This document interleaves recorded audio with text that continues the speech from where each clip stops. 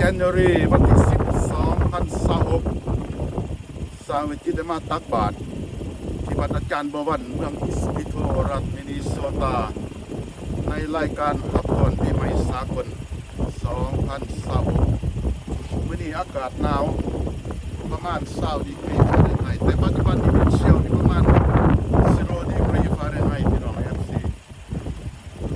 หนาวหลายสร้างวิจิตรอยากแนะนำแนวหนึ่งในเวลาฤดูหนาวแบบนี้นี่นะถ้าเราจะติดจากรถต้องการจะไปเรียกไปงานหรือไปตลาดหรือไปยังก็แล้วแต่เนาะในรถปัจจุบันนี่ในปัจจุบันนี่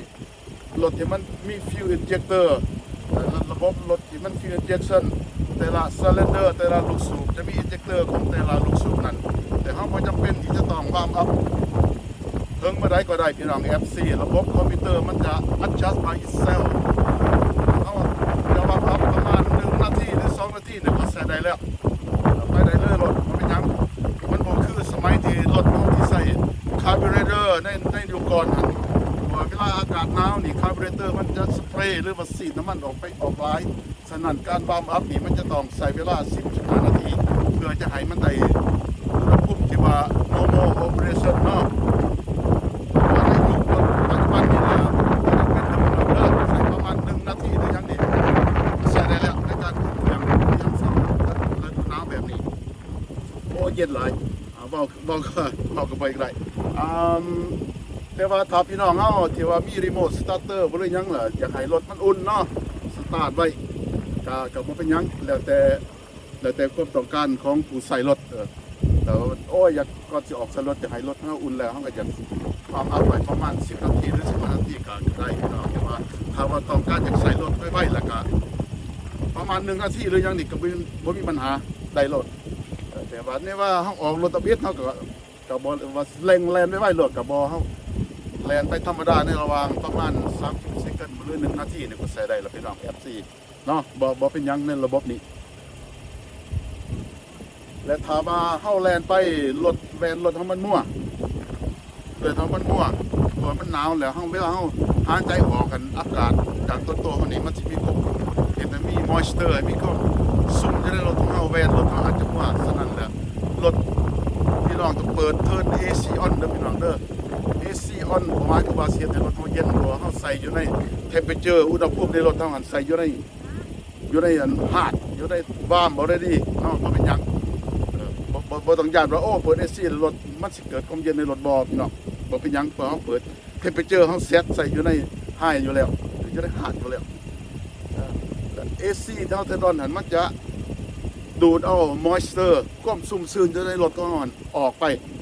พาให้แบรนด์รถเฮานี่ใสขึ้นมาขึ้นเด้อพี่น้องเด้อแต่ว่ารถส่วนหลายถ้าเฮาเทิร์นอยู่ใน defrost หมายความว่าเอาความอุ่นขึ้นไปใส่วินเชียลหันรถส่วนหลายมันก็สิ AC มันสิออนออโตเมติกรถพี่น้อง FC บ่ต้องเป็นห่วงแต่ว่ารถรุ่นใหม่ถ้าเฮาวาร์มอัพรถ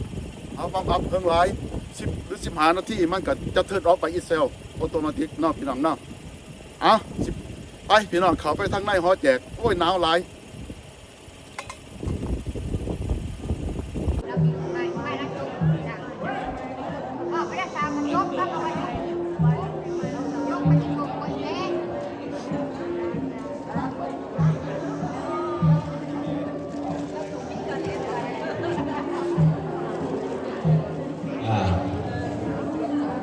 ครอบครัวลาเมบเพชรสมรแฟมิลีโมทนา$50เนาะและครอบครัวโคตรสมบัติโมทนา$150ครูบาอาจารย์กันนะครับขอให้บุญคำบุญสู้ให้อยู่ดีมีแห้งผู้ใดอยากโมทนาห่วมเห็นขอบหูเห็นลายเสาหรือพระพุทธรูปองค์ใหญ่ข้างหลังนั่นเราถึงครูบาอาจารย์คณะอาสาสมัครคนไหนมาซอยได้เห็นคืนหนึ่งดึกเด้อคือว่ากับโป๊กไปนอนก่อนแล้วเนาะปวดเที่ยวมาปวดสโนได้เศร้าก็ปล่อยให้เขาจ่อยคนผู้เดียวแล้วทำหนักบอกจ่อยบอกสับคืนแล้วบอกแขกบอกบ้างมันก็มาเห็นซอยจนแล้วเนาะคณะอาสาสมัครคนสมา เห็นจนบ่อยากให้ญาติโยมเอาเห็นโอ้ใส่หูใส่ยังไห้เนาะขอพระวอกพระวีเป็นกระเห็นใส่ไห้เยี่ยมอ้อยเนาะยังแต่ลายเสาได้ไม่ออกผู้ใดนั่งใกล้ลายเสาอะจากโมทนากับโมว่าเด้อผู้เด็กผู้หน่อยเพราะว่าสร้างคนที่มาเห็นให้ก็หามือเป็นกระเสาละ$500เป็นแนวนำสีเขาได้ซื้อเองคนเห็นเป็นแซ่บโผล่หน้าใส่เสาเลยเขาโม่แล้วมันจะได้ตามศรัทธาที่ครอบครัวจะนำมีแอนมาเนี่ยที่เราจะนำไปโมทนากับนำไป$200วายใจจะทำแล้วขอบคุณที่โมทนานาไปสิทธาลาคนขับมีแอนทำไปน้ำเจ้าได้เหรอแต่บ่เลยnước cho cái sông khói các bạn à má cho nó cái này nó chỉ phải chim đây rồi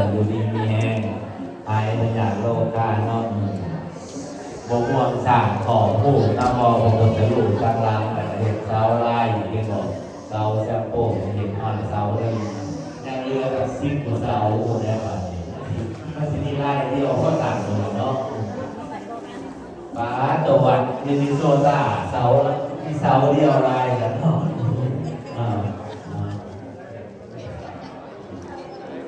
ขอบคุณพ่อโยและ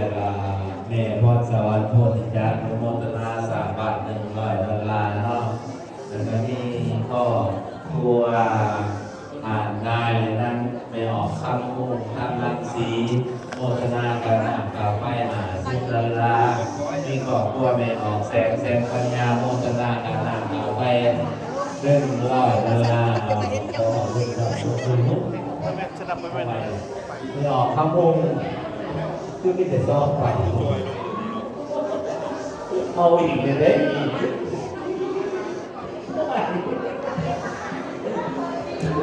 เปิด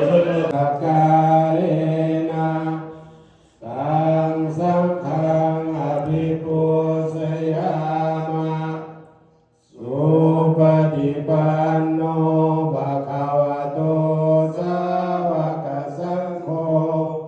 สังฆังนามามินะโมตัสสะภะคะวะโตอะระหะโตสัมมาสัมพุทธัสสะนะโมตัสสะภะคะวะโตอะระหะโตสัมมาสัมพุทธัสสะนะโมตัสสะภะคะวะโตอะระหะโตสัมมาสัมพุทธัสสะพุทธังสรณังคัจฉามิธัมมังสรณังคัจฉามิสังฆังสรณังคัจฉามิทุติยมปิพุทธังสรณังคัจฉามิทุ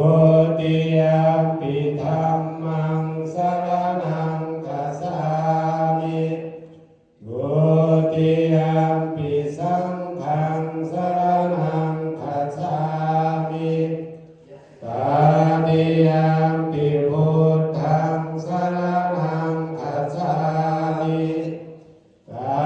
ติยมปิธัมมังสรณังคัจฉามิตติยมปิสังฆังสรณังคัจฉามิอุกาเนธัมมเนจาปิสัพพะทาอุกาสวัฏฐามิพันเตสัพพังอปะรังขมัทเมพันเตมยาก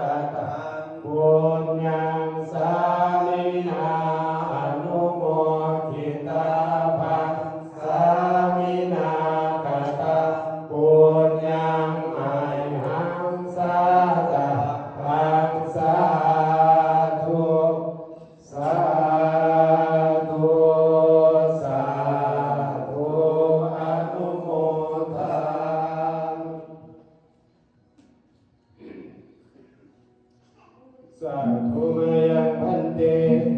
วิสุงวิสุงลักขณาทายะภิสารเนนะสหปัญจศีลานิยาจามะทุติยมปิมายังพันเตวิสุงวิสุงลักขณาทายะภิสารเนนะสหปัญจศีลานิยาจามะตติยมปิมายังพัน สัมมาสัมพุทธัสสะนะโมตัสสะภะคะวะโตอะระหะโตสัมมาสัมพุทธัสสะนะโมตัสสะภะคะวะโตอะระหะโตสัมมาสัมพุทธัสสะ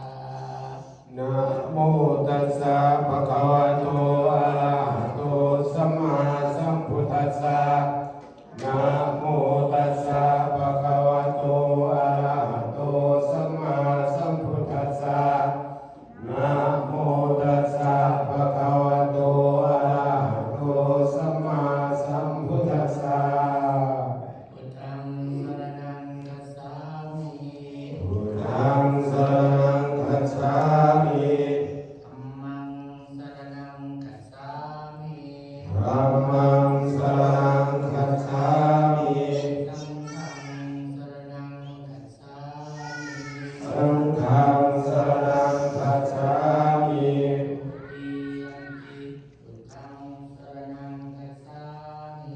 ทุติยมปิพุทธังสรณังคัจฉามิ ทุติยมปิธัมมังสรณังคัจฉามิ ทุติยมปิธัมมังสรณังคัจฉามิ ทุติยมปิสังฆังสรณังคัจฉามิ ทุติยมปิสังฆังสรณังคัจฉามิ ตติยมปิพุทธังสรณังคัจฉามิ ตติยมปิพุทธังสรณังคัจฉามิ ตติยมปิธัมมังสรณังคัจฉามิ ตติยมปิธัมมังสรณังคัจฉามิ ตติยมปิสังฆังสรณังคัจฉามิ ตติยมปิสังฆังสรณังคัจฉามิ ติสรณะธรรมนังปาริปุณัง อุกัสสะมะระเก อานาติปาตาเวรมณีสิกขาปะทังสมาธิยามิ ปานาติปาตาเวรมณีสิกขาปะทังสมาธิยามิ อะทินนาทานาเวรมณีสิกขาปะทังสมาธิยามิ อาทินาธนาเวรมณีสิกขาปะทังสมาธิยามิ กาเมสุมิสาจาราเวรมณีสิกขาปะทังสมาธิยามิ กามเมสุมิสาจาราเวรมณีสิกขาปะทังสมาธิยามิ ตังโกญาเตตังจัตตานิโกนิสาโยกานิอันตาโกนิสาโมคาลาเอสาภะคะวะโตสาวกสังโฆหุนายโยปาหุนายโยนาเกนายโยอาหังสาเกชาลานิโยอาโนตาลังโกญาเกตังโตกัสสะเต องสาสามาภิเนเรตาสาโอตันตาคาริเมสาโคติตังโฆอันลัสสะเสนามาลังทาเตตาอัมมาเตเตนาเสกาวา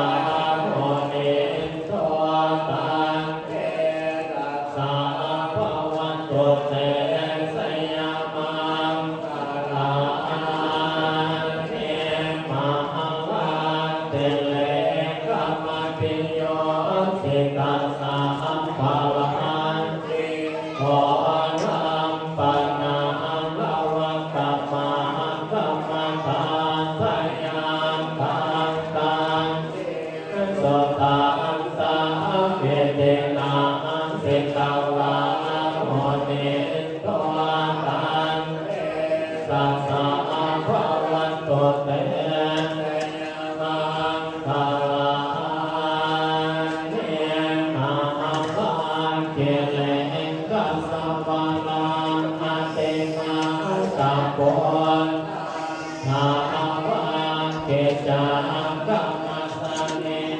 วัสุขาโรนันตังเมปนเสกาเยตินาเสตาวาโมเนตัวตันสัสสะ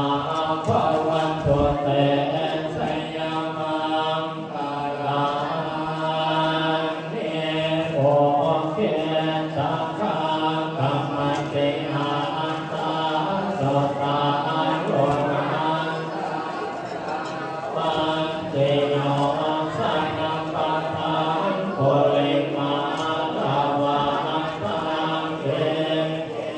เตสังฆตังภะโลเสตาวา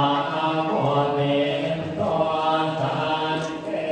สัสสะภะวันตุเตสยามังคาลังเนกาตะวันอาตาโมตุลาเทวะคาเทนิยาเจนยัตโตภาวะจานังสนังกายามันเต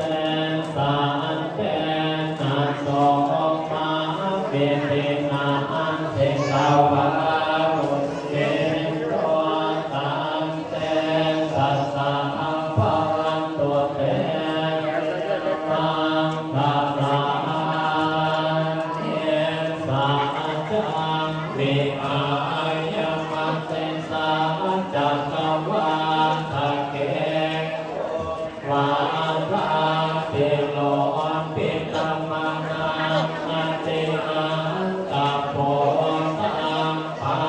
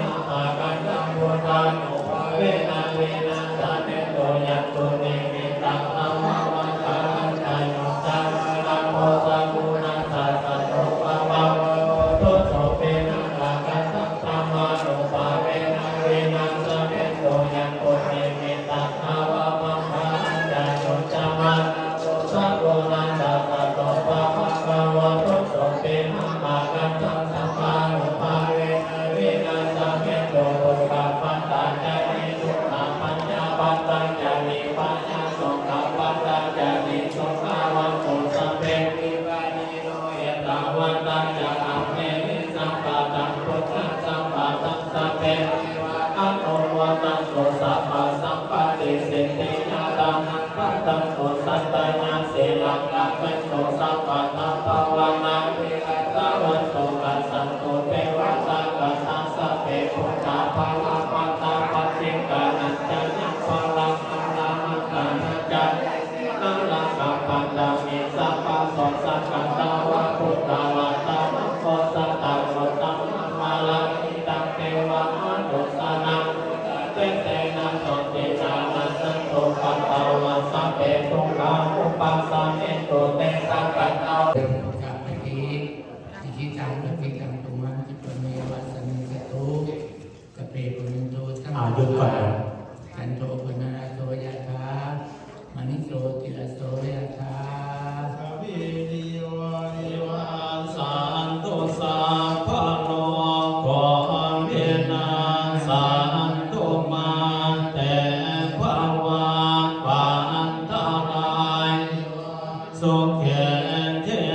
กายโยโกภวะเทวาตานัสเสเรสเนจังวันปัจจายโนจัตตาโลธรรม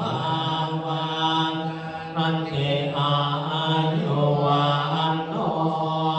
สุขังภาลังอยากนำเด้อ คำเยโสปะเตเตตาเตคาลตาหิตายาสัตตานาโสอุปกัมปะเตโสญาเตตัมโมจายังเสโตเปตานังโกสัจจกตามุลลาลาภาลัจจปิโกนามานุปะเทนังตุเมหิปุญญังปัสสุตัง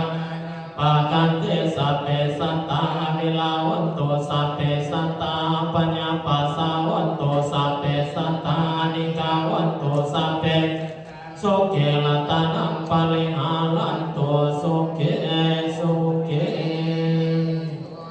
เตยามโลสากัญญาอนังนันเทวาตโนเอวังตวังวิสัญโยโหเยสัญญสวงมังกะเลอปะลาสิตาปะลังเกสิเสปัตตวิโภกาเลอภิเสกสาปะปวตานังอาคาปะโตปะโมทันเตโสนาคตังโสมังตังสุปะปัสสังโสโห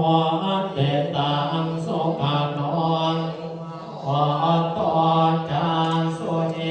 ตังพมมัจจาเลสุปะทาเกนังตัมมังวาจากามังปะทาเกนังปะทาเกนังมโนมังปะเทเตเตปะทาเกนังปะทาเกนังนิการวานัลภานตันเตปานทางเก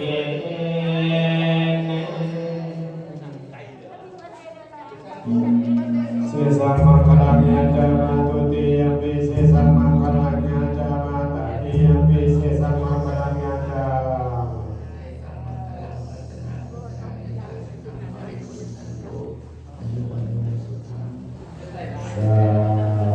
ข้าวต้มขนมกินได้เลยข้าวกินได้ที่ไหนเอาน้ำพยายามแล้วน้ำ ง่ายเลย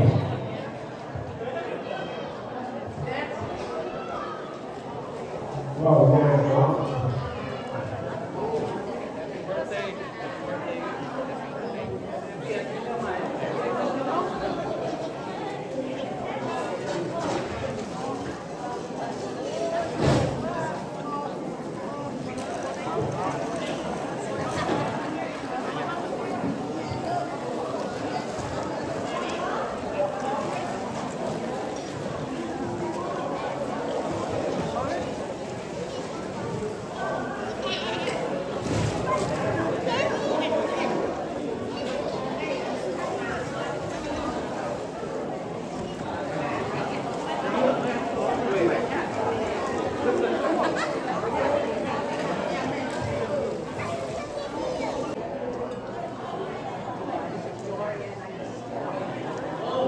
บุญตักบาตรในวัน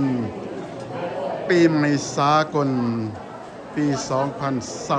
2026 ที่วัดอาจารย์บัววันเมืองอิสบิโทรัฐมินนิโซตา อยู่ทางนอกวันนี้อากาศหนาวที่สุด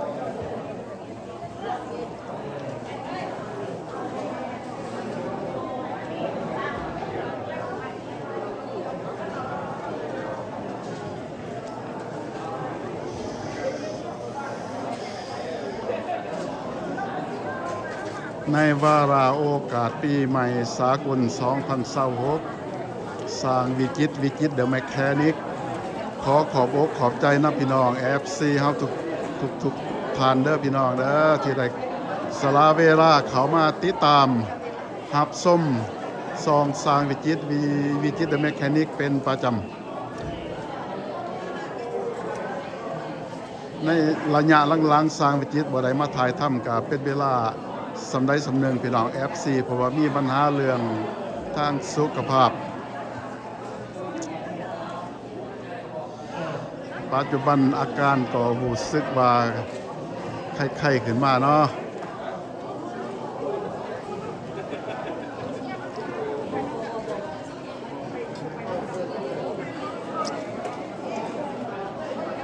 ในวังเพิ่นตักบาตรบุญปีใหม่สากลที่วัดอาจารย์ทรงกับผู้มีโอกาสได้ไปตักบาตรที่วัดฟอเรสเลกก็บ่มีโอกาสได้ไปเนื่องจากสุขภาพ